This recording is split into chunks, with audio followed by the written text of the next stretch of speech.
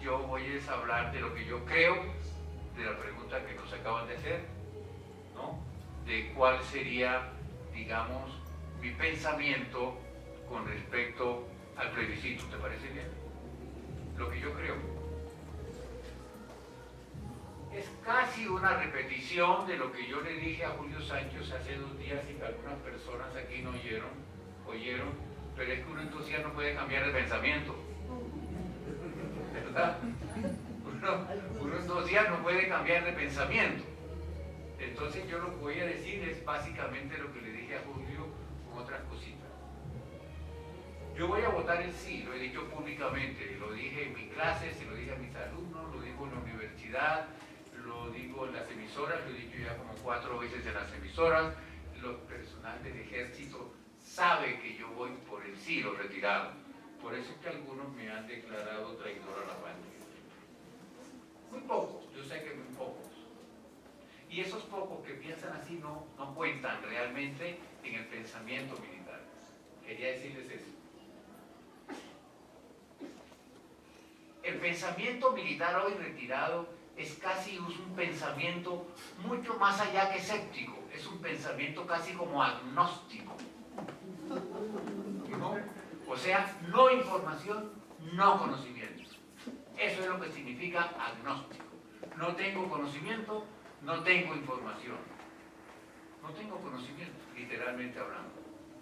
Si se les informa, como yo lo he visto y me han preguntado, ¿nos damos la pela entonces? Es porque hay agnosticismo, o sea, no hay conocimiento. Eso es lo que yo creo. Yo voy a votar el sí, lo he dicho públicamente. ¿Y por qué voy a votar el sí? Hablo como un soldado que duró 40 años combatiendo. Estuve en la operación Marquetalia de 21 años, de unos combates feroces. A veces, como no había comunicaciones ni nada, la Fuerza Aérea no sabía si bombardearnos a nosotros o al enemigo. No teníamos forma de decirle, oiga, somos nosotros. No, nada. Todo era elemental, primitivo. Entonces, de ahí para acá pasé por todas las que había que pasar. Entonces, no sé si algunos recuerdan el atentado que me hicieron a FARC en Santa Marta, muy conocido. Carro BMW quedó hecho una chatarra. Y así, conozco eso. Y mi conclusión es la siguiente. Yo no quiero que muera un soldado más. Yo enterré muchos soldados, miles de soldados. Consolé muchas madres, muchas viudas, muchos huérfanos, muchas personas que le lloraban a uno entregándole la bandera. Yo me conmuevo cuando me acuerdo de eso, entregándole la bandera a una madre campesina en una vereda, llevándole el cadáver de su hijo y entregándole una bandera y consolándola.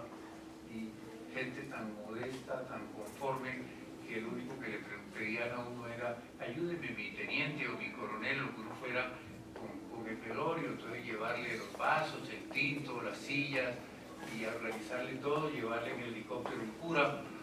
Eso yo no quiero que se repita, yo no quiero que eso siga.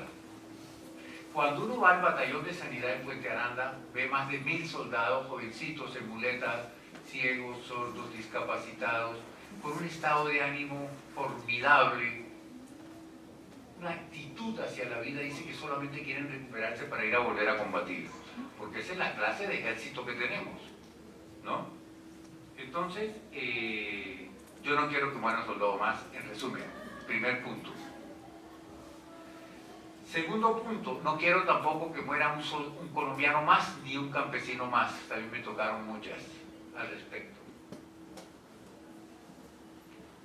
La muerte de campesinos, la muerte de ciudadanos, el Club El Nogal, Bojayá, eso es terrible, las masacres, la Chinita, Chengue, el Palo, no, eso es inenarrable, la forma tan degradada, no hay otra manera como se pueda calificar el conflicto colombiano, la forma tan degradada como se ha hecho ese conflicto aquí. Segunda cosa, no quiero que un colombiano más muera por el conflicto, por el combate. Tampoco quiero que siga en la destrucción del mobiliario nacional, de la riqueza nacional, de los recursos naturales. El último atentado que hicieron la FARC fue terrible, cuando rompieron el cese unilateral allá en Tumaco, cuando rompieron el tubo del oleoducto del Pacífico. Eso fue terrible, dañaron el oleoducto y las aguas potables de 8 municipios y la mancha de aceite llegó hasta el mar. Eso fue algo realmente, yo no me atrevo a decir irracional porque no me gusta ofender a los animales. Por eso siempre digo, no digan irracional. Porque cuando dicen que hay un creo que voy a cumplir, que hay un mico en tal parte, que hay un orangután, digo, no hay animal más suave y más noble que un orangután. ¿Cómo lo van a confundir con un senador? ¿Han visto los orangutanes en los zoológicos? ¿Qué animal parece un señor? Uno le provoca saludarlo. Se viene que hay un orangután. Entonces, que no se destruya más el mobiliario, la riqueza nacional, los recursos nacionales, el oleoducto. Que las empresas puedan trabajar, que los empresarios puedan ir, que los empresarios del campo puedan desarrollar. Colombia es un país que hoy está importando 12 millones de toneladas de alimentos. Eso es vergonzoso, eso es penoso, por una política errada del Estado colombiano desde el comienzo. Y los señores de la Unión Europea y de Estados Unidos le siguen dando apoyo a esas políticas para ellos seguir exportando a Colombia y Colombia compre y compre y compre y compre. De tal manera que hoy casi todo lo que comemos es importado. Casi todo. De tal manera que yo deseo que vuelva el campo a ser lo que era antes. Yo lo vi. Yo vi los campos llenos de algodón, de arroz, de maíz, etc. Por eso es que yo voy a votar el sí, porque quiero que Colombia vuelva a tener prosperidad. Y finalmente, yo lo que quiero también es que las instituciones funcionen, que se acabe la corrupción, que se acabe el fraude electoral, que se haga una reforma política profunda y que Colombia vuelva a los jueces a trabajar tranquilos y con confianza en los caseríos, en los municipios más avanzados, más lejos, porque hoy no se atreven a ir los jueces, ni los médicos, ni las enfermeras. Las compañías constructoras no van a hacer carreteras a las zonas difíciles. Colombia es un país casi paralizado. Entonces yo creo que con este proceso de paz, Colombia puede echar para adelante y esa es la razón de mi sí.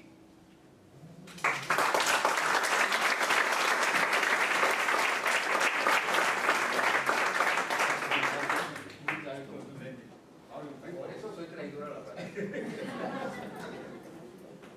Muy bien, muchas gracias, don Jaime, a todos ustedes por la invitación. Es un honor estar participando en este evento al lado de General Boneda, a quien admiro y respeto, y desde luego al padre de Luna.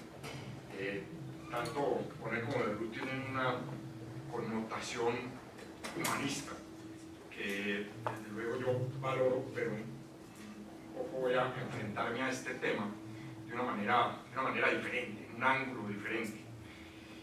Todos por la Paz es una fundación totalmente privada, creada por empresarios. Aquí está David Bojanini, está Carlos Raúl Yepes, está Antonio Celia, está Carlos Arcesio Paz, está Gabriel Jaramillo y Fernando Alarcón, para mencionar algunos. Y nace de una circunstancia muy precisa, y es que en enero, cuando vimos lo que estaba ocurriendo alrededor de esta discusión, encontramos dos cosas. Una, que se estaba corriendo el riesgo de que el plebiscito se volviera un proceso de referendación a favor o en contra de Santos, perdiendo un poco la óptica y la dimensión histórica que esto tiene para Colombia y que representa para el país. Y algo que sigue siendo evidente es estaba un poco centrada en la discusión minuciosa de los renglones del acuerdo. La discusión de si a Timochenko le iban a poner una camisa de rayas o no le iban a poner una camisa de rayas. Y se estaba perdiendo la discusión sobre la dimensión de lo que esto representaba para Colombia, de qué representa este acuerdo de paz para el país, para el futuro, para las nuevas generaciones de colombianos. Y desde esa óptica empezamos a trabajar este tema. Y lo primero que nos encontramos es que existe una información amplia en la materia.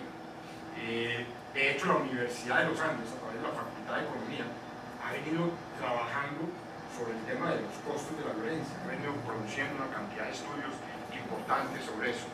Entonces, nos aproximamos al tema de los costos de la violencia, en donde primero lo que se resalta es la parte humanitaria.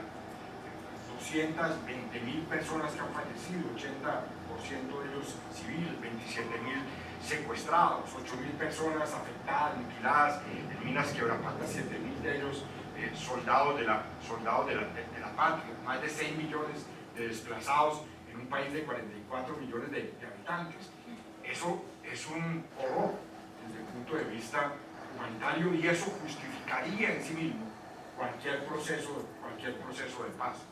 Pero fuimos un poco más allá y encontramos que la violencia le puede estar costando a Colombia del orden de 4 puntos porcentuales de crecimiento anual, de acuerdo a estos estudios a los cuales me estaba refiriendo. El PIB agrícola puede estar afectado en 3.5% de crecimiento anual, básicamente no solo por zonas inexplotadas, sino porque la violencia lleva a generar una explotación errada, equivocada, una utilización deficiente de los recursos naturales y los recursos humanos. Encontramos que en la parte ambiental estamos hablando de 3 millones de hectáreas deforestadas, que coinciden paradójicamente no, que coinciden con las zonas de conflicto. O sea, el conflicto está amarrado a la deforestación, a la minería ilegal y obviamente al cultivo de coca, como todos sabemos. Vamos más allá, y todos sabemos y conocemos las grandes debilidades institucionales de Colombia.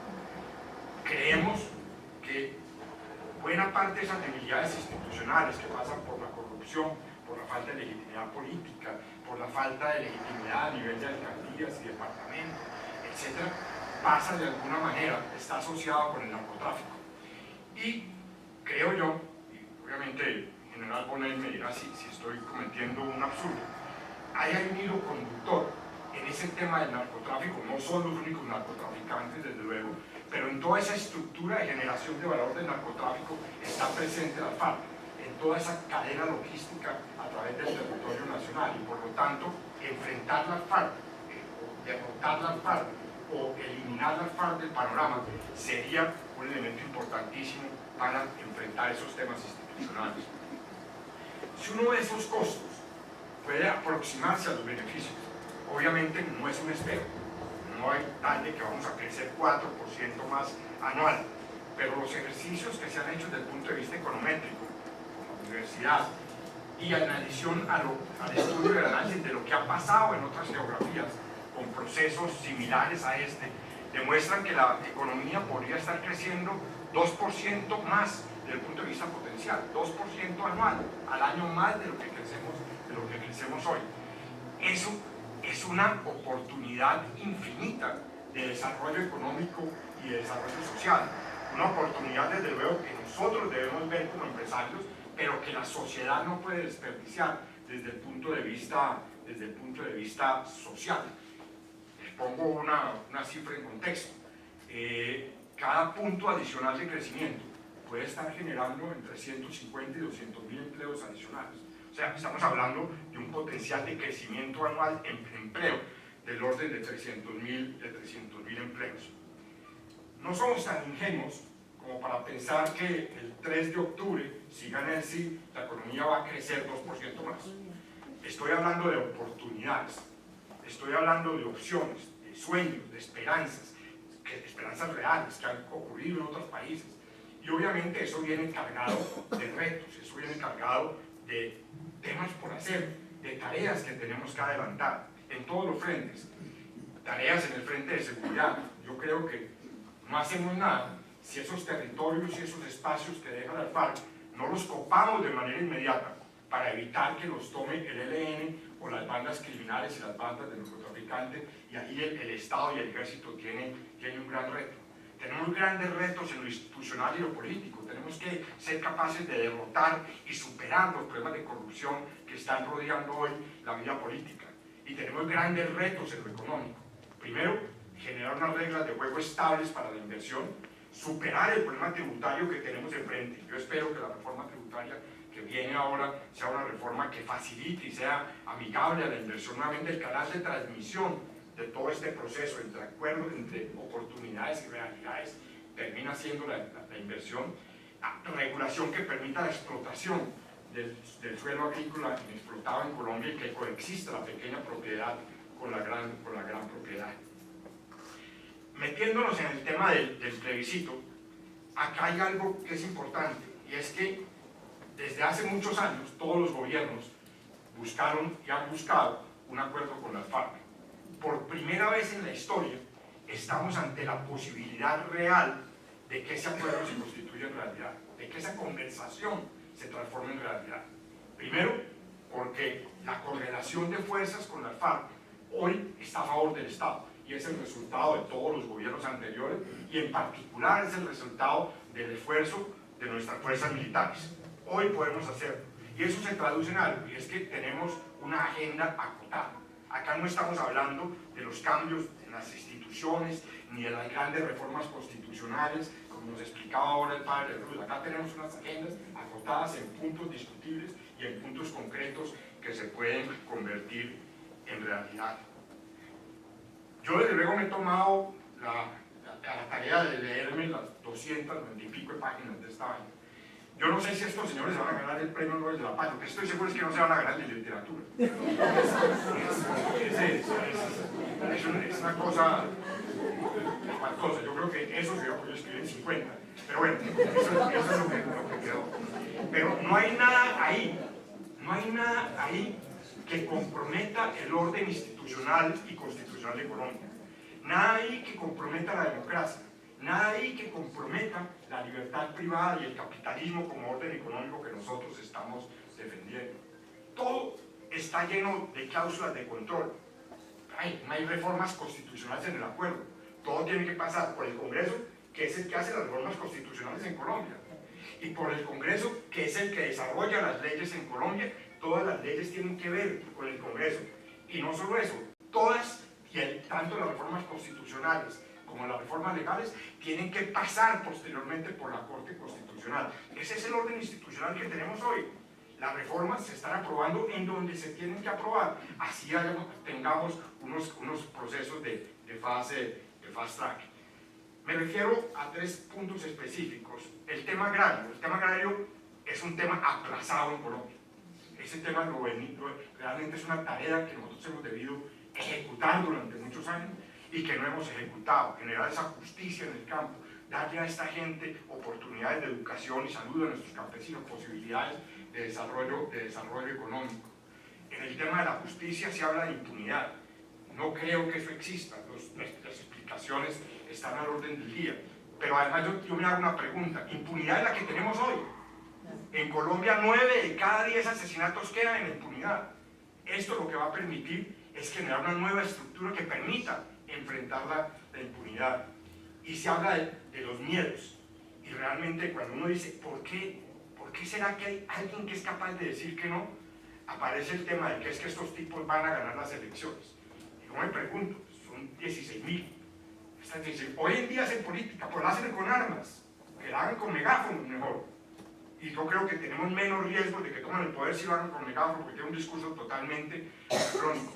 Pero además lo que pasó en Venezuela no es que hubiera subido una guerrilla. Lo que pasó en Venezuela fue que los partidos políticos tradicionales no fueron capaces de resolver los problemas de la gente. Y ante la incapacidad de los partidos políticos le abrieron los espacios al populismo. Eso es lo que no puede ocurrir en Colombia. Si eso ocurre, es una derrota nuestra, de las instituciones y del establecimiento. ¿Por qué decir que sí?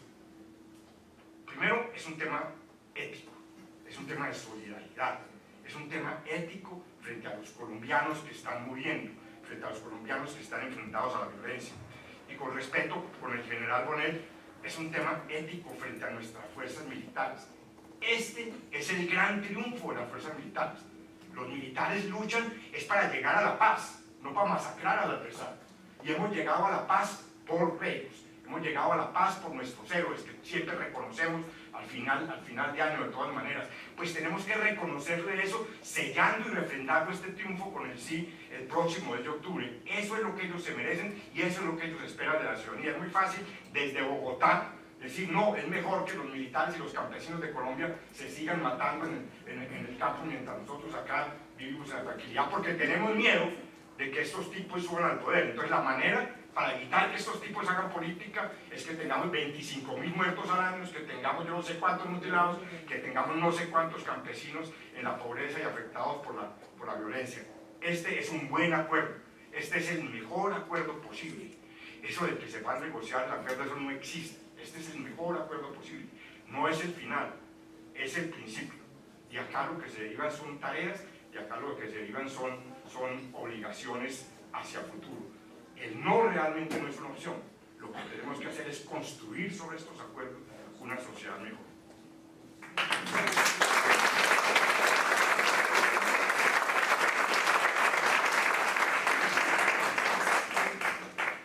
Y gracias, Fabio. La segunda ronda va a girar alrededor de los escenarios posibles, de un sí o un no, es decir, el resultado colectivo de las decisiones individuales que nos pueden mostrar. Para eso vamos a tener 7 minutos, entonces por favor hacemos la presentación del padre y en esta ocasión entonces te daré la palabra a ti de primero y de segundo a general. Cambiar el orden. Las consecuencias de un no, ¿en qué nos dejarían? Yo tengo confianza en los colombianos y estoy seguro que ya nosotros no nos vamos a bajar de esta decisión de llegar en algún momento a la paz del país. Pero nos veríamos en circunstancias extremadamente difíciles.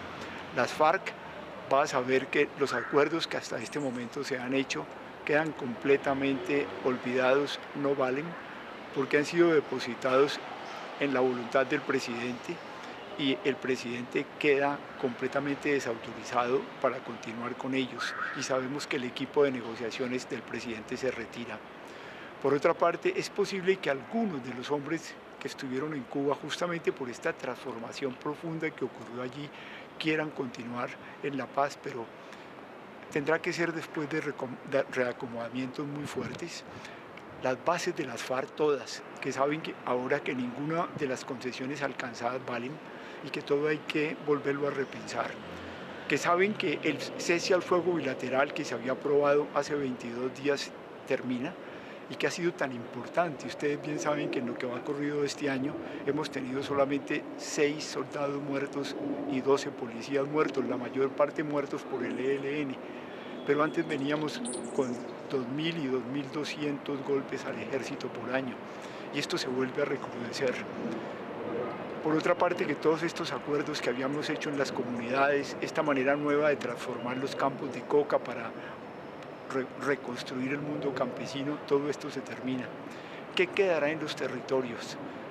La impresión que yo tengo por haber caminado muchos años al lado de las víctimas, 20 años en terreno, es que se vuelve a recrudecer la victimización y que se exasperan las expresiones colombianas de radicalización de las cosas, de los odios locales, de las incertidumbres, y entonces que hay que manejarlas de manera armada. Y en estas circunstancias tendríamos que pasar aproximadamente 4 años. ¿Por qué 4 años? Porque durante el resto del gobierno de Santos no tendríamos nada. Y en el hipótesis de tener un presidente que se mida a unas nuevas negociaciones, necesitaríamos por lo menos 2 años más para sentarnos con un nuevo equipo y finalmente no creo que se pueda conseguir un acuerdo mejor que el que tenemos. Yo conozco las dificultades de este acuerdo, las limitaciones que tiene, es una obra humana, pero estoy convencido que es el mejor acuerdo que podíamos hacer en las circunstancias que hemos vivido. El enorme cuidado de los hombres que estuvieron en La Habana, de Humberto de la Calle, de Sergio Jaramillo, del general Mora, del general Naranjo, de los empresarios como Restrepo, de Almacenes Éxito, fueron extraordinarios. Eso con respecto al no. El no nos pone en esas condiciones y es una responsabilidad muy seria de cualquier persona que vote el no saber que va a contribuir desafortunadamente a la victimización del país. Ahora bien, el voto al sí tiene también dificultades. Nos pone en desafíos descomunales. Lejos de ser un camino fácil, es un camino de grandes exigencias y donde particularmente los profesionales y las universidades tendrán que jugarse cartas muy en serio. Porque en primer lugar es una apuesta que va a durar por lo menos 3 periodos presidenciales y si no hay un acuerdo fundamental entre nosotros en Colombia, entre todos, es muy difícil que se mantenga con consistencia la aplicación de los acuerdos. Me imagino que, por ejemplo, uno de esos presidentes va a ser del Centro Democrático. Así que se requiere primero que en los días posteriores a un sí avancemos hacia un acuerdo entre todos. Nos llama a todos a centrarnos, es para mí quizás la obligación más grande, la más bella, pero la más desafiante, a caer sobre los 120.000 hectáreas de coca. Ahí es donde yo quisiera ver a las universidades dando alternativas de desarrollo a todos los campesinos, porque el campesinado colombiano no se metió por criminal en la coca, sino porque no les dimos alternativas, ni vías terciarias, ni asistencia técnica, ni fertilizantes de bajos precios desarrollados técnicamente por nosotros, ni perspectivas de producción de alimentos. Este es un desafío descomunal, porque la política cambiará. Yo estoy seguro que la FARC está lejos inmediatamente de poder llegar a ser significativa en el campo político de Colombia, pero sí van a poner a los políticos contra la pared, a exigir transparencia, a exigir que se desbarate la corrupción entre nosotros, a obligar al Congreso a actuar con rigor y con decisión. Y luego la enorme tarea de garantizar la seguridad a la gente que dejó la guerra, los desafíos